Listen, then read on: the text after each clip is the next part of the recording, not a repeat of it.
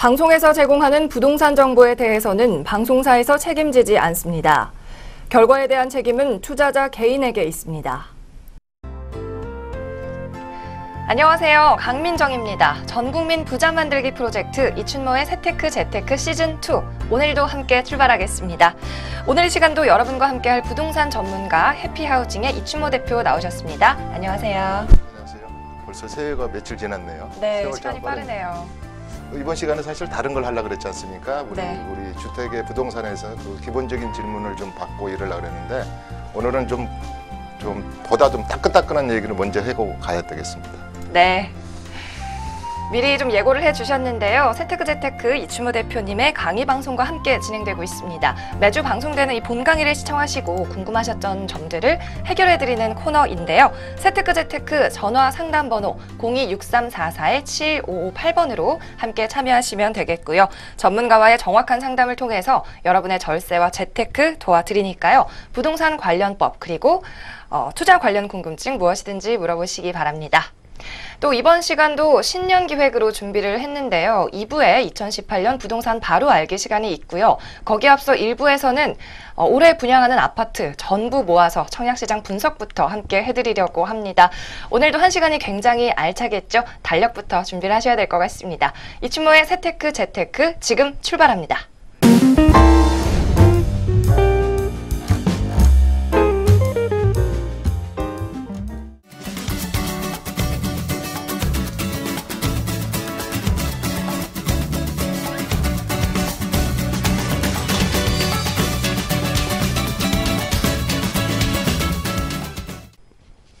이춘모의 세테크 재테크 1부 순서 시작합니다. 다시 한번 저희 상담번호 아래 박스에 나가고 있죠. 026344-7558번으로 이춘모 대표님께 궁금한 점을 보내주세요. 언제든지 전화 상담 받아드리고 있으니까 여러분의 많은 참여 부탁드립니다. 네, 오늘 1부에서는 앞서 언지를 주셨지만 2018년 부동산 아파트 전국의 분양 계획이 발표가 됐습니다. 저희가 이제 급하게 이 수도권과 서울 위주로 좀 살펴드리고자 준비를 했는데요. 먼저 상반기의 아파트 분양 계획입니다. 서울부터 좀 살펴볼게요. 2월과 3월에 강남구, 서대문구 그리고 마포구에 각각 한 군데씩 분양 계획이 있는데요. 이른바 로또 청약 지역이라고 들었습니다. 그렇죠. 이 지역들 좀 분석을 좀 해주실까요? 그 원래 제가 달력 강의로 유명해요. 네. 그 달력에다 적으십시오. 양도세 어떤 것이 중요하다, 뭐하다. 근데 이번에야말로 달력을 지금 분양 계획 칼렌더라고 보시고 2월 달에 어디가 로또 청약이 있다더라. 3월 달에 이걸 꼭 좀 적어 놓으시면 좋겠어요. 그래서 보시면 이제 2월부터 다음 달부터네요. 다음 달부터 이제 집중적으로 약 수도권의 재건축으로 나오는 물량이 한 56,000세대. 그다음에 그중에서 이제 알짜를 한번 골라보면 한 20군데 정도 돼요. 서울하고 수도권을. 그렇게 봤을 때 2월하고 3월에 보면은 개포 8단지. 우리 수강생들이나 세미나 강남 분들은 굉장히 개포 8단지를 많이 의식하고 있어요. 그게 지금 작년, 재작년에 그 현대하고 GS건설이 컨소시엄을 형성해가지고 원래 그게 공무원 그 임대 아파트였는데 그걸 팔렸죠. 이 두 회사에 팔려가지고 물량이 굉장히 많이 나옵니다. 총 뭐 2,000가구 정도 되네요. 거기에 그 시프트로 한 360개 빼고는 일반 분양으로 많이 나옵니다. 그래서 이제 경쟁률이 저는 최고로 셀 것 같은데요. 지금 예상 분양가는 허그가 직간접적으로 분양권을 눌러놓기 때문에 한 4천만 원 선.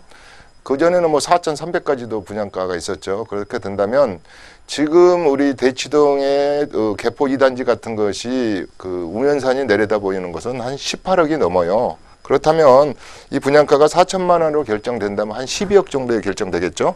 그러면 시세 차익이 한 5, 6억 되잖아요. 네. 뭐 로또도 이런 로또가 없겠죠. 그렇기 때문에 뭐 몇백 대 1 되겠죠. 그래서 부가연동도 1-1구역도 좋고 특히 그 염리 3구역은 마포구에 있는데요. 아다시피 2대역에서 한 2-3분 거리예요. 그래서 마포구 하면은 다 다른 건 좋은데 뭐 여의도도 가깝고 강화문도 가깝고 뭐 학교가 또 대학들이 9개 정도 있잖아요. 여러 가지 좋은데 그 학군이 중고등학교 학군이 좀 그랬는데 이 염리 3구역은 학군도 좋아요. 숙문고등학교라 할지 거기 이어가야 되고 부속고등학교라 할지 전철역도 또 아주 가깝고 그래서 여기도 아주 대단할 것 같습니다. 그래서 2월과 3월에 노또 청약 열기가 가장 셀 것으로 생각되는 곳은 강남구하고 서대문구, 마포구 중에서 개포 8단지하고 그다음에 부구의 1-1구역은 좀 위쪽에 있어요. 저쪽에 그 이화여대 쪽, 그 도서관 쪽으로 붙어 있는데 뭐 두 개를 굳이 다 꼽아라 그런다면 당연히 개포 8단지하고 염리 3구역은 아마 노또 청약시장 중에 청약시장이 될 것이다. 그래서 꼭 도전해야 된다. 이렇게 네. 생각합니다. 상반기 분양 계획을 모아서 좀 보고 있습니다. 당장 2월에 이 강남구의 개포 8단지부터 시작해서 많이 청약이 시작이 될 것 같은데요. 또 여기 2, 3월에 물꼬를 튼 이후에 이 4월에도 상당히 많은 단지들이 좀 분양을 앞두고 있습니다. 서초구, 강동구 그리고 동대문구까지 대거 좀 기다리고 있는데 이 부분, 이 지역들도 좀 분석을 해주실까요? 예, 그 서초구에 그동안에 물량이 좀 없다가 네. 서초구 중에서 반포 중심으로 좀 물량이 있었었죠. 아크로 리버랄지 아크로 뷰. 그런데 이제 서초구도 그 무지개 아파트. 그러면 이곳이 어디냐면 그 삼성 본관 뒤에입니다. 뭐 요지 중에 요지죠. 그다음에 고도군 강동구 아다시피 작년에 아파트 가격이 가장 상승한 지역이 송파구고 강동구라고 해도 과언이 아닌데요. 드디어 이제 6단지가 분양을 시작합니다. 위치 정말 좋죠. 그다음에 동래문구의 청량리 4구역은 그동안에 굉장히 그 뭐랄까 좀 열악한 곳에 있던 곳을 그 전체적으로 그 도시 정비 사업을 하면서 청량리에서도 랜드마크라 할 수 있는 청량리 4구역이 이제 분양이 들어가는 것 같아요. 그래서 4월 달에 굳이 청약 전략을 한번 짜 보신다면 고동 6단지하고 또 북쪽에 뭐 강남만 강남이냐, 나는 또 청량리가 교통도 좋고 나는 이쪽에서 분양을 받아봐야지 하신 분들은 청량리 4구역 놓치지 마시고요. 특히 내가 분양가가 좀 비싸더라도 나는 강남 중에 강남에 살겠다 하신 분들은 서초 무지개 아파트를 청약하는 걸 놓치지 마시고 꼭 그 달력에 좀 적어 놓으시고 깜빡하면 잊어버리지 않습니까? 그래서 기억해 두셨다가 4월에도 좋은 행운을 잡으시기 바랍니다. 네, 대표님께서 자체 분석으로 프리미엄이 좀 많이 붙을 것이다라고 예상이 되는 지역을 위주로 꼼꼼하게 이 청약시장 분석을 해드리고 있습니다. 상반기에 이 서울에서 또 6월부터 7월까지도 좀 계획이 대강 나와 있는데요. 양천구의 신길 8구역, 서초구의 우성, 양천구 역시 신정구역, 또 강남구의 개포주공이 역시 7월까지 계획이 돼 있어요. 이쪽 지역들은 좀 장단점이랄까 특징이랄 게 뭐가 있을까요? 특징이라 그러면 아무튼 시세 차익이 많이 나서 네. 프리미엄 많이 붙는 지역이 좋은 특징 지역이라고 할 수 있죠. 뭐 하여튼 저는 이제 좀 속된 표현이지만 그래도 우리 집이 프리미엄이 많이 붙었네 이런 건데요. 신정지구랄지 또 개포 4단지는 말할 것도 없고 제가 신년 인사 때 이런 얘기를 했습니다. 황금 개띠 때 여러분들이 청약의 시장에 도전하셔서 우리 MBN 시청자 여러분들과 또 이춘모의 세테크 대테크를 보시는 분들은 행운의 황금 개띠 황금 열쇠를 받으십시오 이런 인사를 드린 적이 있는데요. 이 상반기에도 7월까지 특히 이제 우성 1차랄지 우성 1차는 서초 우성 1차는 아까 말한 저 서초 무지개하고 같은 라인에 있는 것이죠. 그 다음에 이제 주공 4단지 아까 개포동이 투포 그러면 반포시대와 개포시대인데 개포에서 4단지 지금 시형 같은 데는 프리미엄이 많이 붙었죠. 그리고 이제 1단지가 앞두고 있고 그래서 개포 4단지도 대단히 치열할 겁니다. 거기 가보면은 지금 뭐 2단지랄지 또 3단지랄지 시형 아파트들이 그 열기가 대단했거든요. 작년에 전부 다 분양가가 4천만 원대 이상이었는데 이번에는 아까 말씀드린 대로 허그가 직간접적으로 분양가 상한제를 약간 통제하고 있기 때문에 그렇게 많이 분양가를 원래 분양가는 4,600에서 4,700 정도 하려고 그랬거든요. 먼저 4,000대의 분양이 된다고 본다면 작년보다는 그래도 3,400 정도가 또 분양가 자체도 싸고 이미 프리미엄이 반영돼 가지고 시세와 차이도 굉장하기 때문에 이 지금 올 서울에서 아까 2월에서부터 7월까지 한 10군데 정도 되네요. 이곳을 집중적으로 달력에 좀 적어 놓으시고 꼭 떨어져도 또 청약, 떨어져도 또 청약을 하시고요. 부연적으로 하나 설명하신다면 청약 어렵습니다. 보통 전번에 반포 보니까 뭐 160대 1이잖아요. 네. 2대 1도 떨어지잖아요. 한 사람 떨어지잖아요. 네. 그러니 어렵죠. 그래서 제가 그 세미나에서나 우리 칠판 강의 때 뭘 뚫고 특검 절차를 타야 되냐 했을 때 특별 분양이 우리 가족 중에 대상이 되는지, 그래서 또 신혼부부들도 사회적 배려자들도 그들만의 니그를 한다 그러니까요. 일반 청약에서 또 그 굉장히 뚫기는 어렵지만 아무튼 그 특공 대상자에 대해서 우리 가족에 그런 분들이 없나, 또 내가 하는 그런 대상자도 한번 살펴보시고요. 두 번째 얘기로는 이제 전부 다 우리가 투기 과열 지구랄지 초정 청약 조정 대상 구역이기 때문에 서울시가 85제곱미터는 가점입니다. 그래서 여기는 84점 가점으로 한다면 75점 정도는 가야지 당첨권이 되거나 뭐 80점 가까이 되겠죠. 이랬을 때 우리가 아직은 대형 평수 85제곱미터 이상은 아직도 랜덤 샘플링 하죠. 추첨제로 하기 때문에 기회가 절반은 있는 거거든요. 그래서 여기는 또 큰 평수들을 또 분양을 하기 때문에 다시 말해서 그동안에 지금 우리 청약 통장, 지금 장롱석의 청약 통장이 1000만 개 정도 된다 그래요. 그래서 작년 재작년 한 3년간 집중적으로 써먹었고, 우리 저 강민정 아나운서 통장 없죠? 청약 통장 저 있습니다. 있어요. 예. 없으면 이제 진행할 자격이 없다고 하려고 그러는데 우리 저 피디들 중에는 없는 다행이네요. 분들이 있어요. 예, 감독 중에서. 없는 분도 있죠. 이게 재테크의 비건의 기본이라 그랬습니다. 네. 아니 청약이 있어야지 뭔가는 노블 기회라도 있잖아요. 없으면 그러면 2만 원에서 10만 원짜리 들어야죠. 그래서 청약을 저축을 들어놓은 분들은 청약 제도가 많이 바뀌었어요. 세대원은 안 되고 세대주에 돼야 된다. 여러 가지 5년 대장청 금지 개념 많이 바뀌었지만 그걸 낱낱이 분석하고 또 제가 칠판 강의에서 더 디테일하게 해드릴 테니까 꼭 한번 재테크 방송을 한번 보시고 청약을 하시는 것도 좋아요. 그래서 이 서울에 상반기까지의 10군데는 진짜 로또의 청약 중에 청약이고 굉장히 치열할 것이다. 경쟁률이. 그래서 아무튼 분석을 하고 제가 이런 말이 있죠. 그 뜻이 있는 곳에 길이 있다고 나는 되겠어. 그래가지고 아예 청약도 안 하신 분들이 있어요. 네. 저는요 600대 1도 되는 거 봤고요. 되는 곳이 됐습니다. 그래서 뭐 이런 말을 제가 그 조크로 해요.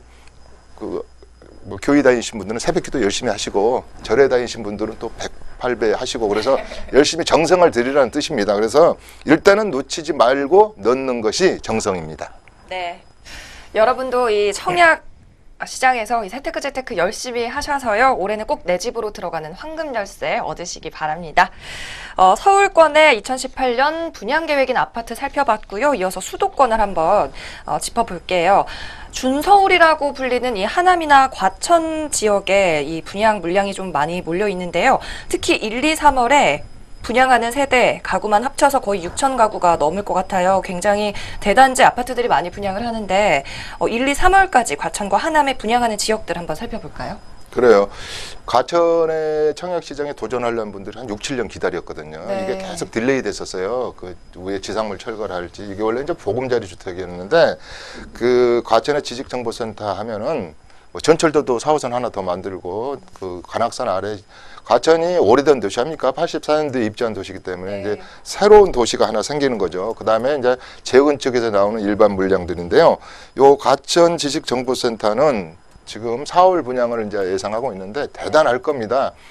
참고적으로 과천은 어떤 청약시장이냐면요. 종합시장입니다. 예컨대 5년짜리 할부 임대, 전환 임대, 그 다음에 사회적 배려자를 위한 공공임대, 공적 임대 이런 거에서부터 일반 분양. 그래서 과천은 아다시피 우리 세계적으로 살기 좋은 도시가 밴쿠버인데요.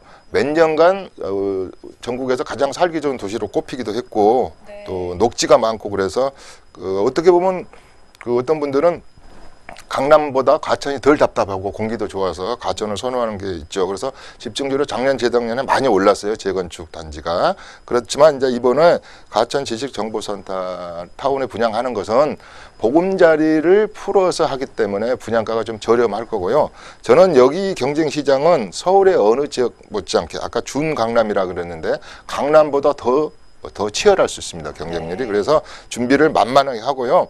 과천의 청약시장은 종합 전시장이다. 여러 종류의 분양시장이 있다 그랬습니다. 우리가 일반 분양 요것만 있는데 그게 아니고 아까 공적 주택을 분양하는 거, 사회적 배려자, 신혼부부, 그다음에 임대, 장기 임대, 5년 할부 임대 여러 가지가 있기 때문에 과천의 분양시장은 꼭 전문가하고 좀 도움을 받아서 미리 준비하는 게 좋고요. 그다음에 하남시에 하나 하는데요. 감일, 감북, 뭐 초이지구 그런데 거기가 어디야? 그럴 수도 있어요. 근데 이래하고 북이래하고 붙어 있고요. 지금 저기 송파구에 저기 저 뭡니까 88 선수촌 아파트 뒤쪽이에요. 가깝습니다. 그렇기 때문에 하남시 그러니까 저기 여기 팔당댐 있는데 하남시가 아니고요. 송파권입니다. 그래서 감일 감북도 우리가 하면 택지 개발을 해가지고 정말로 인기가 있는 지역입니다. 여기에 하나의 장점은 뭐냐? 분양가가 다른 지역보다 좀 저렴하다는 것이죠. 여기도 그린벨트를 풀어서 하기 때문에. 그래서 과천하고 하남시의 북이래하고 같이 엮어서 아마 준강남권에서는 가장 핫한 지역이 될 겁니다. 아마 저도 이게 한 100대 1, 200대 1. 그 다음에 참고적으로 청약 점수는 거의 65점에서 70점 돼야 되지 않을까 생각을 합니다. 네, 분양이 딜레이 됐던 과천인데요. 그만큼 경쟁률이 아주 치열하고 맹렬할 것으로 예상이 됩니다. 예상되는 커트라인까지 좀 짚어주셨고요. 한편 4월과 5월에도 과천시에서 분양이 또 있습니다. 과천 지식정보타운인데요. 이곳이 드디어 분양을 하네요. 청약 열기가 아주 뜨거울 거라고 하던데요. 그렇습니다. 뭐 아까 오래 기다렸다 그랬지 않습니까? 네. 과천 나오기만 해라. 내가 당장 청약한다 그래가지고 우리 수강생들도 벌써 벼르는 사람이 많고 저 역시 하나 통장을 좋은 걸 하나 가지고 있는데요. 안 써먹고 그래서 저도 네. 여기 이번에 과천에 도전을 하는데요. 아시다시피 과천 지식정보센터는 과천시의 그린벨트를 풀어서 하기 때문에 전철도 가깝고 남양바지에 아주 좋은 위치죠. 그래서 쾌적하고 그래서 분양가도 조금은 아까 준강남 개념이어서 어떻게 보면 판교보다 좀 싸고 어떻게 보면은 강남보다는 훨씬 싸서 분양가가 약간 저렴. 그렇다고 뭐 완전히 저렴한 건 아니죠. 그래서 우리 중강남이라는 개념에서 좀 다른 것보다는 저렴하다. 왜? 보금자리 주택을 풀어서 그린벨트를 풀어서 택지 조성원가가 좀 쌌기 때문에 분양가가 좀 쌀 수밖에 없다. 그렇지만 일반 분양 물량이 많지가 않다. 여기 보시면 알다시피 뭐 일반 분양 물량이 그렇게 430가구랄지 그다음에 679가구랄지 뭐 그렇게 많지가 않아요. 한 1000여 가구 되네요. 또 이제 4월에 지나서도 또 시즌2가 있겠지만 우선 올해 한 1000여 가구를 분양한다. 그게 꼭 도전을 하셔야 된다. 꼭 염두에 두시기 바랍니다. 네, 전문가도 도전하는 과천입니다. 이 청약의 중요성 이보다 더 설명을 잘 할 수는 없을 것 같은데요. 이어서 올해 하반기 중에서도 좀 초반이죠. 7, 8월에도 하남시에서 또 분양이 있습니다. 6, 7, 8월 세 달에 걸쳐서 북위례 신도시가 분양을 하는데요. 이 남위례는 분양이 다 끝났잖아요. 북위례는 어떤 곳인가요?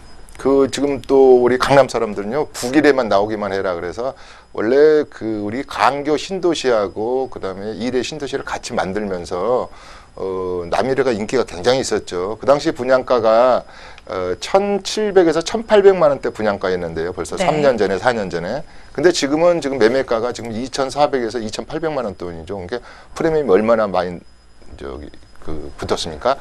그런데 이 남이래는 우리 성남 쪽에 운암역 쪽으로 붙어 있는가 하면은 북이래는 그래요 북쪽에 있거든요. 그래서 잠실 쪽으로 붙어 있어요. 어떻게 보면 문정지구고 그래서 이래 신도시 중에서도 북이래를 굉장히 좋은 지역으로 치죠. 4만 세대가 넘는 것 중에서 2만 세대 이상은 남이래를 분양이 완료됐고 지금 입주를 했거나 입주 중이고요. 북이래는 이제 호수를 중심으로 해가지고 굉장히 옛날에 군부대가 많이 있던 지역입니다. 그 곳을 택지 개발이 거의 이번에 가보니까 완성이 됐더라고요. 그래서 이제 북이래가 이제 분양을 시작합니다. 2만 세대가 넘죠. 또 북이래하고 남이래 사이에 끼어 있는 게 골프장이 하나 있어요. 그래서 미군 전용 골프장인데 그걸 이제 국방부에서 매각을 해서 가보면 그냥 벌써부터 여기 골프장을 그대로 주민들은 골프장이 있으면 시야도 좋고 뷰가 좋잖아요. 그게 네. 또 뭐 아파트를 지으면 안 된다 하고 뭐 반대 의견도 표시하면서 이 프랭카드도 막 붙여놓고 그러던데 활기가 있는 도시입니다. 송파권이고 강남권입니다. 아직은 분양가가 아다시피 여기가 2,400만 원 정도로 책정된다 하더라도 아까 개포 단지들이 4천만 원이 넘기 때문에 약 2분의 1값이잖아요. 그렇기 때문에 반값의 분양가이면서도 송파구에 붙어있는 강남권이다.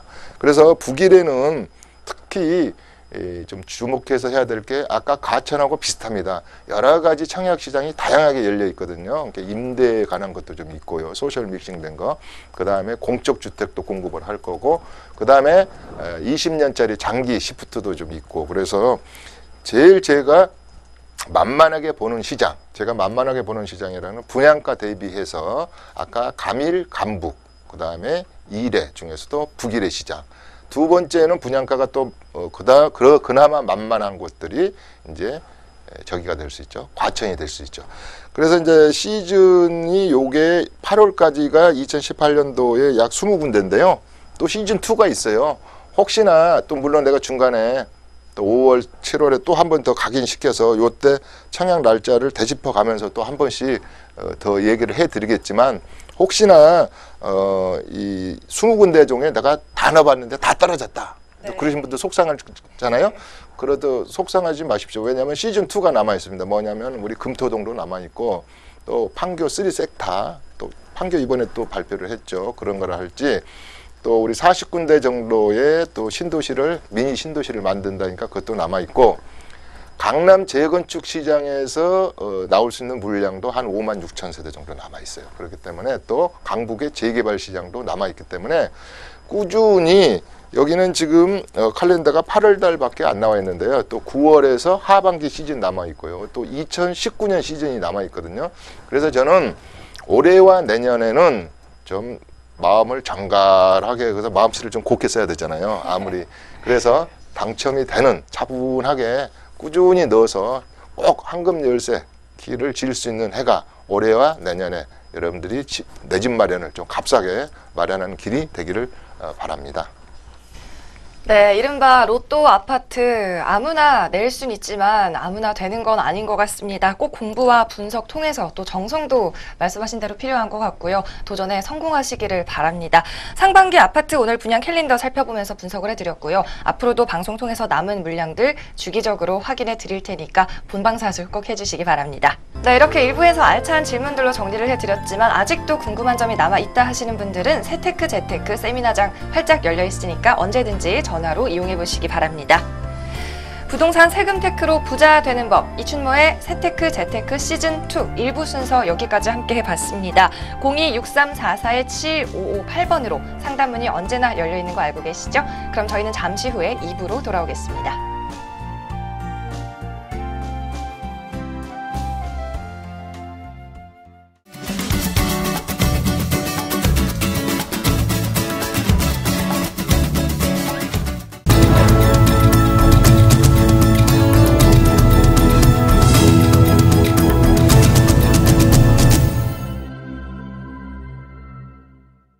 방송에서 제공하는 부동산 정보에 대해서는 방송사에서 책임지지 않습니다. 결과에 대한 책임은 투자자 개인에게 있습니다. 전국민 부자 만들기 프로젝트 이춘모의 세테크 재테크 시즌2 2부 순서 이어갑니다. 세테크 재테크는 이춘모 대표의 강의 방송과 함께 진행되고 있다는 점 알고 계시죠? 오늘은 그 칠판 강의 내용을 보시고 궁금하셨던 점들을 모아서 해결해드리는 시간입니다.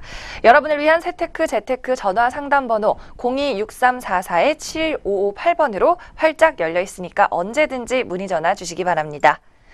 전문가와의 정확한 상담을 통해서 여러분의 절세 그리고 재테크까지 한 번에 해결해드리고 있으니까요. 부동산 관련법 또는 투자 관련 궁금증 무엇이든지 물어보시기 바랍니다. 네, 1부에서는 아파트 청약과 분양에 관해서 좀 집중 분석을 해봤다면 2부에서는 지난주에 이어서 신년 기획으로 준비를 했습니다. 바로 2018년 부동산 바로 알기 시간을 이어갈 텐데요. 소형주택부터 이 재개발, 재건축 투자 전략까지 2부에서는 좀 더 넓은 범위에서 투자 전략 함께 세워볼 테니까 남은 30분도 끝까지 집중해 주시기 바랍니다. 이춘모의 세테크 재테크 지금 출발합니다.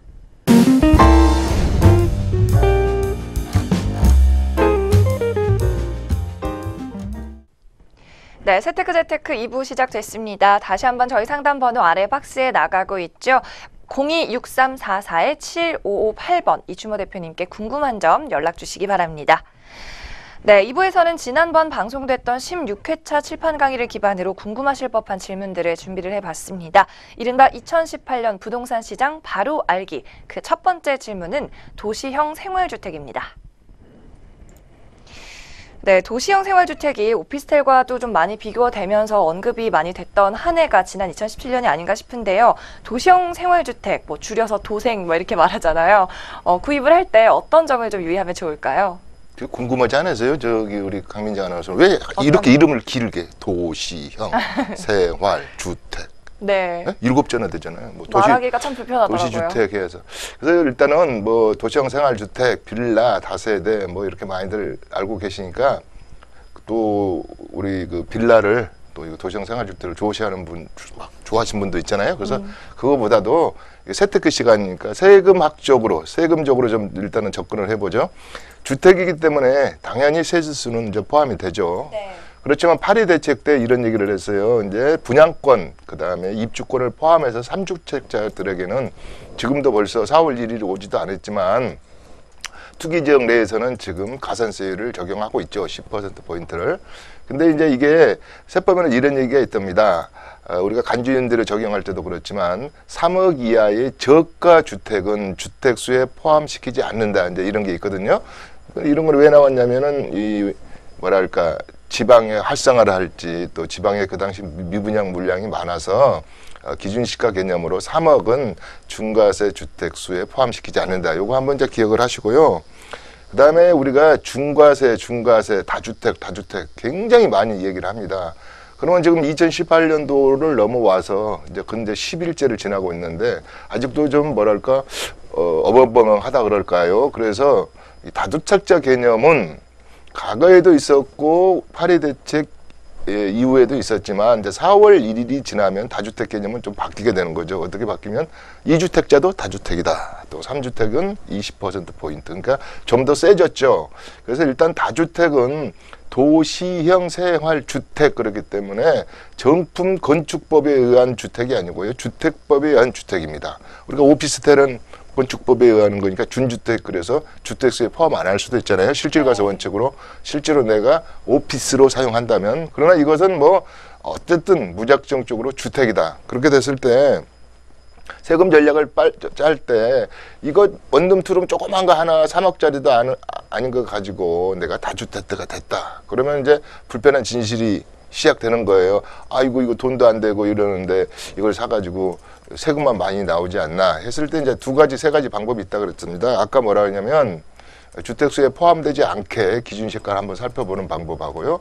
그 다음에 주택임대사업자로 시집 보낸 거 제가 칠판 강의에서 했듯이 이렇게 시집 보낸 걸 할지 여러 가지 이제 세금 전략으로 접근을 해야 될 것 같습니다. 그래서 도시형 생활주택은 분명한 주택이면서 다주택자의 포함이 될 수도 있고 안 될 수도 있다.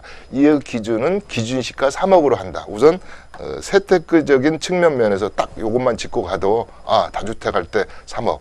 또 요새 지금 조심해야 될 게 작년 9월 7일부터인가요? 우리가 이제 3억 이상짜리를 사게 되면 자금 출처하고 앞으로 이제 전세를 어떻게 넣을 것이냐 이런 것을 구청에 계약일로부터 60일 이내에 신고를 하게 돼 있거든요. 이제 그런 것을 참고할 때도 이런 소형 주택 개념은 세법적인 측면에서 기준 가격이 고시 가격이 3억이다.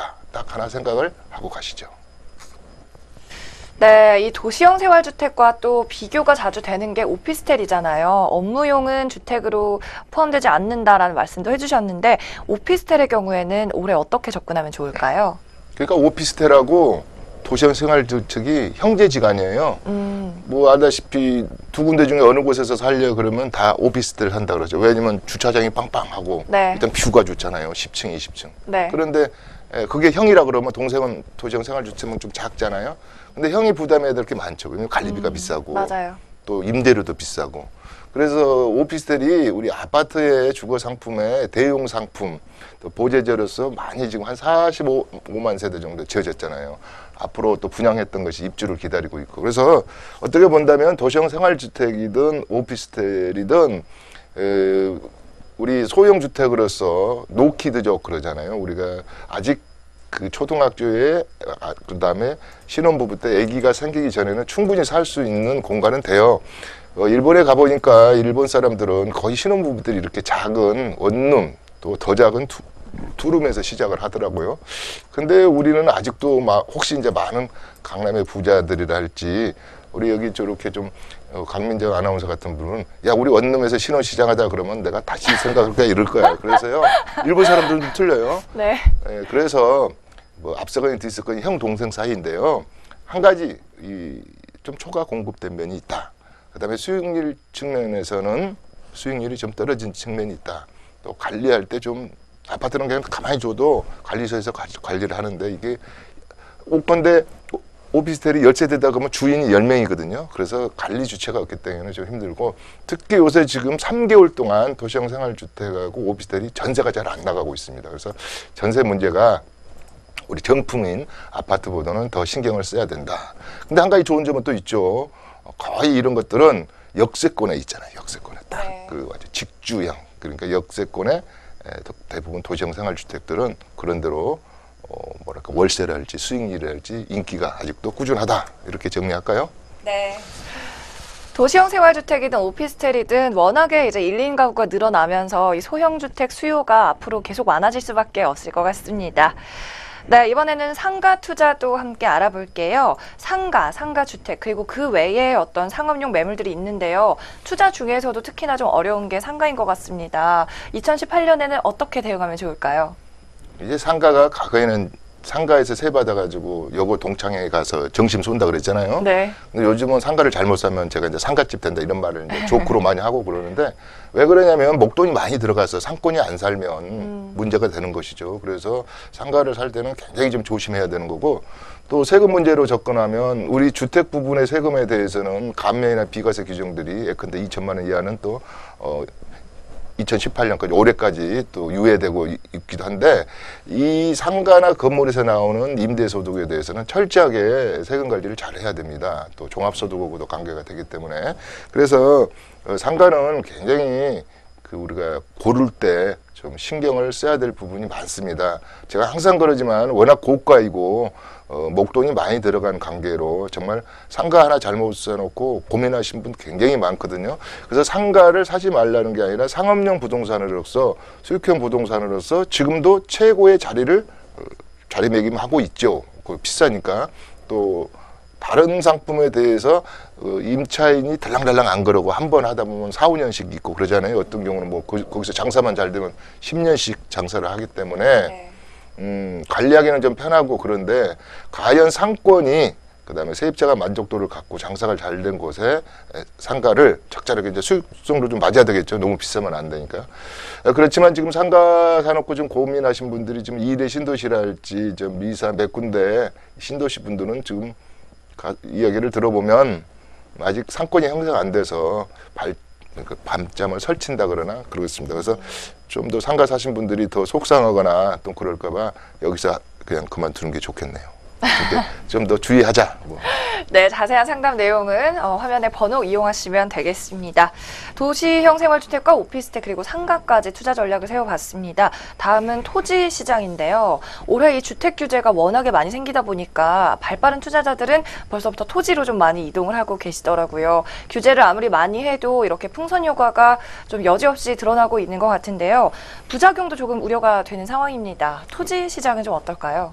그렇죠. 이제 사실은 이런 종류의 우리가 방송을 제가 한 3번째 하는 걸로 기억해요. 네. 그렇게 된다면 우리 시청자분에서 아유 지겨워 왜 또 토지 얘기하고 상가 얘기하고 속상해 죽겠는데 이럴 분도 있고 또 재테크를 잘하신 분들은 아우 더 좀 해주시고 이렇게 하지만 제가 이 토지를 사지 말아라 상가를 사지 말아라 도시형 생활주택을 사지 말아라 이런 뜻이 절대 아닙니다. 거기에도 제가 항상 진주가 있고 재테크의 수단이 다 숨어 있다 그랬습니다. 그러나 각기 물건의 특성상 옥석 가리기는 분명히 해야 된다고 그랬습니다. 그렇지만 이제 그 중에서도 저는 이제 주거용 주택구 중심으로 먼저 재테크를 도전하고 나머지도 좀 여유가 생기면은 이제 파생 상품이랄지 이런 상가 토지 시장에 도전하는 게 어떠냐 그랬습니다.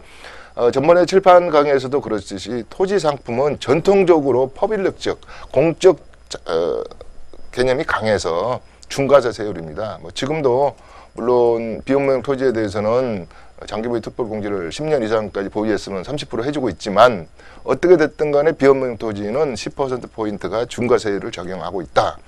또 취득할 때부터 중과세율이다. 그런 얘기를 했습니다. 그래서 토지는 제가 7반 강의 때 하는 말이 세금을 역산해보고 사야지 된다. 이랬습니다. 왜 그러냐면 내 토지를 1000평을 사서 그 1000평에 에서 올라서 한 3배 올랐다 그럴까요? 2배 올라서 소득이 양도소득이 발생했을 때 그 금액의 50%는 국세청 몫이라고 생각을 하자.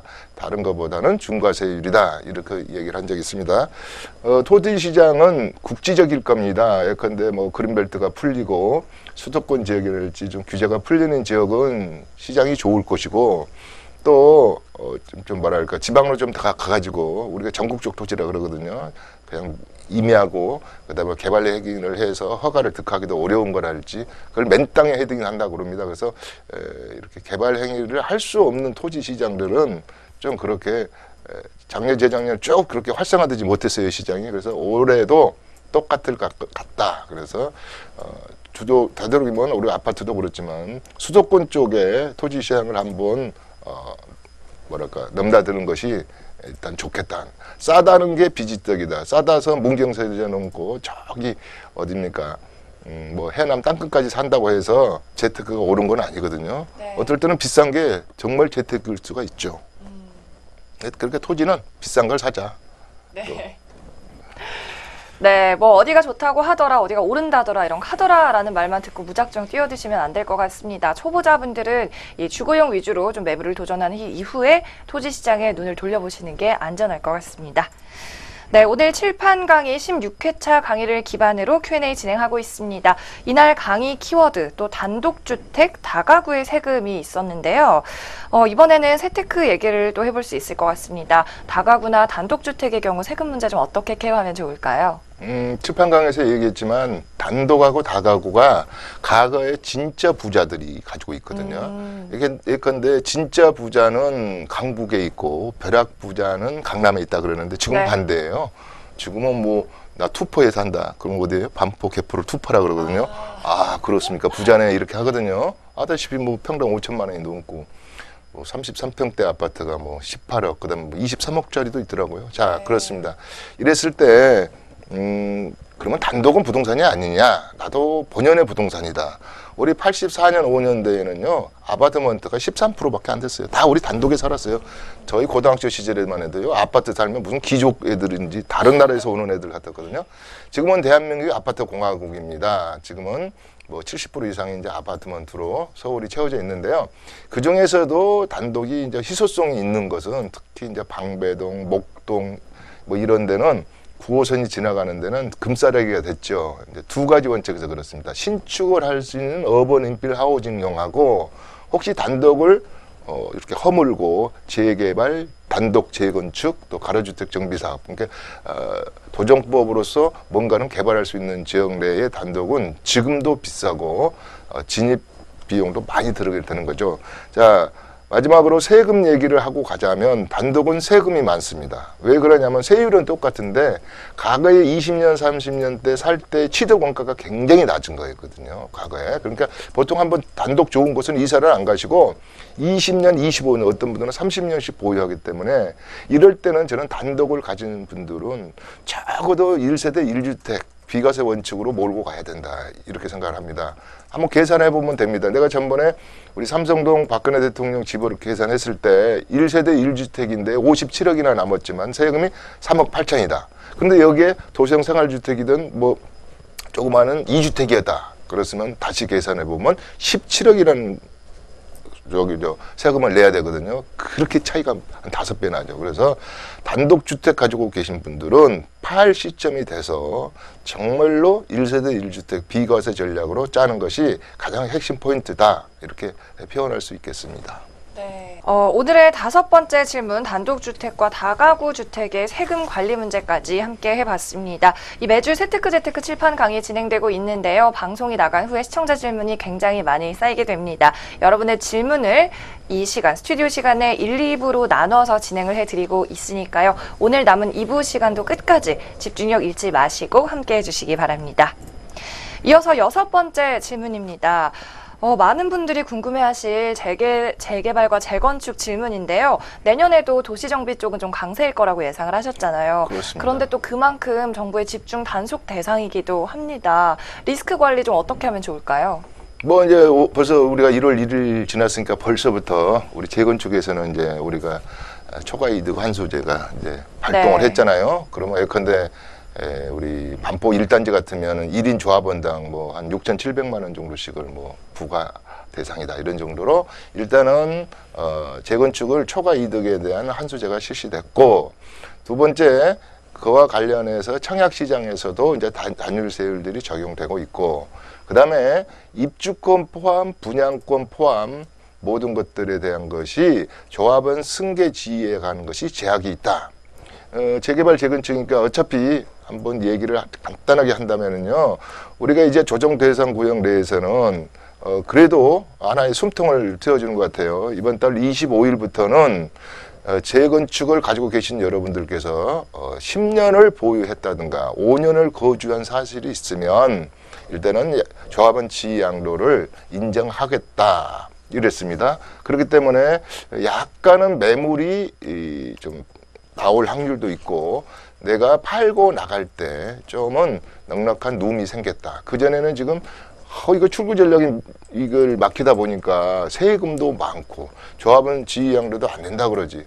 그래서 일단은 원주민들은 재건축 재개발에 어떻게 보면은 투기적인 세력으로 보지 않은 것 같습니다. 그렇겠죠. 10년을 홀딩하고 있었고 5년을 살았는데 내 고향 같은 집이죠. 그래서 이 주택에 대해서는 출구 전략을 하나 지금 주는 것 같아요. 이번 달 25일부터 그런다 그럽니다. 그래서 재개발 재건축 시장도 결국은 제가 어느 상품 인기 있을까 했을 때는 저는 아직도 주저없이 5년 이내에 입주할 재건축 재개발의 새로운 아파트다. 이 말에는 저는 뭐 어느 전문가들도 다 이건 부정하지 않을 거예요. 뭐 네. 우리 우리 강민정 아나운서도 뭐 5년이나 3년 전에 입주한 새 아파트 가고 싶지 25년, 20년 준 거기서 신혼 생각하고 싶지는 그렇죠. 않잖아요. 그 깔끔한 거. 그러니까 하여튼 강남이나 서울이나 수도권은 모든 게 이렇게 5년 이내의 새 아파트, 앞으로 5년 후에 입주할 재건축 재개발에 이거는 이제 분양권 내지 입주권, 그 다음에 그 재건축 대상 물건들이 꾸준히 인기가 있을 것이다. 이렇게 정리하겠습니다. 네, 올해 이 부동산 시장 규제에 따른 새로운 전략까지 살펴보고 있습니다. 2018 부동산 시장 바로 알기, 재건축과 재개발에 관한 접근 전략까지 함께 세워봤고요.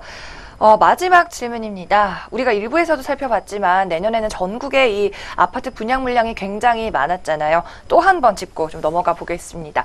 분양권, 입주권, 그리고 청약시장 전략 마지막으로 한 번 정리 다시 도와주세요. 예, 우리 저번 시간에 했었잖아요. 재밌었죠? 제가 한 19개에서 20개는 꼭 놓치지 말아라. 네.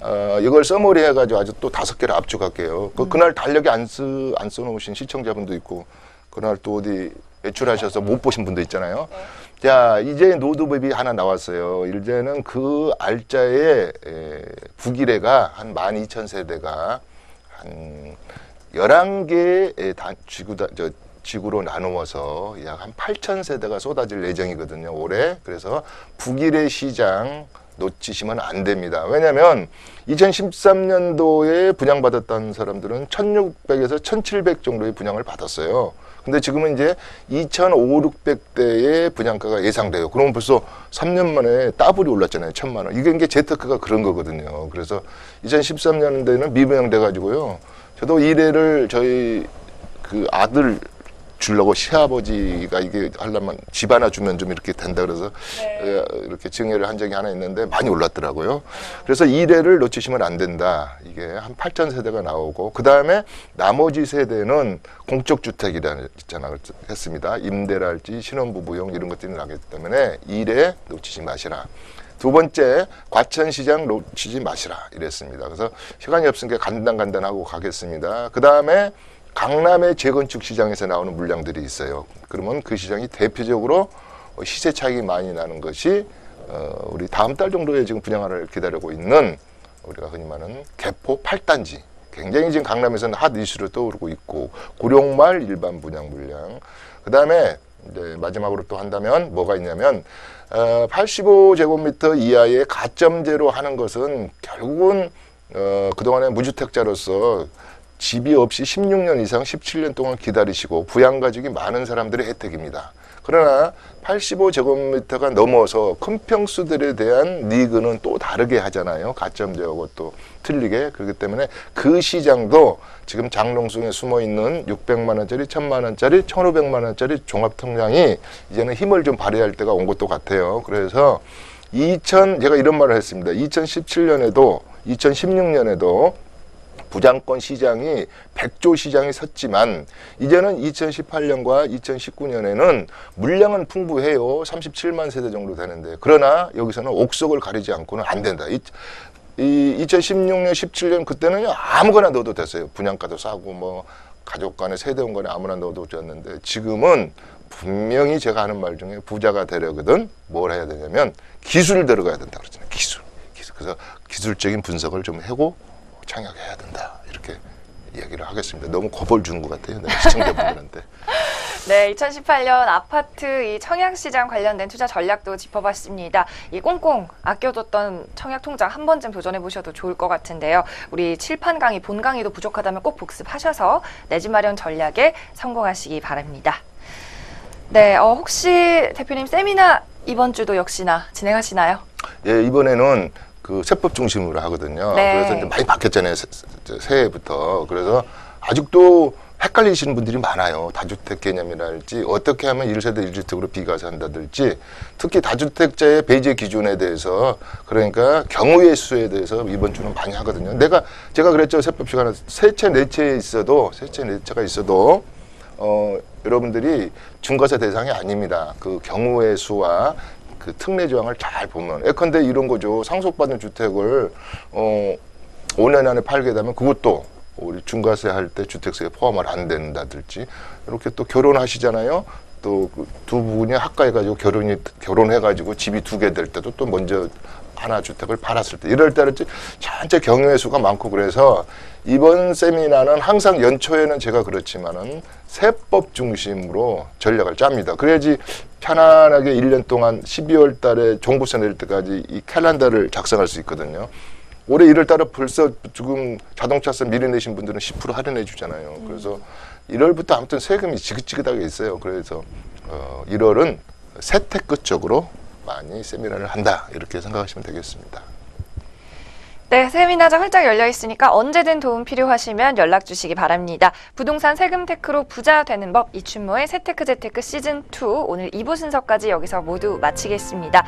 방송 없는 시간에도 상담문이 항상 열려 있으니까요. 하단의 전화번호로 언제든지 연락 주시기 바랍니다. 네, 세테크 재테크 여기서 물러갑니다. 여러분 다음 시간에 뵙겠습니다. 고맙습니다.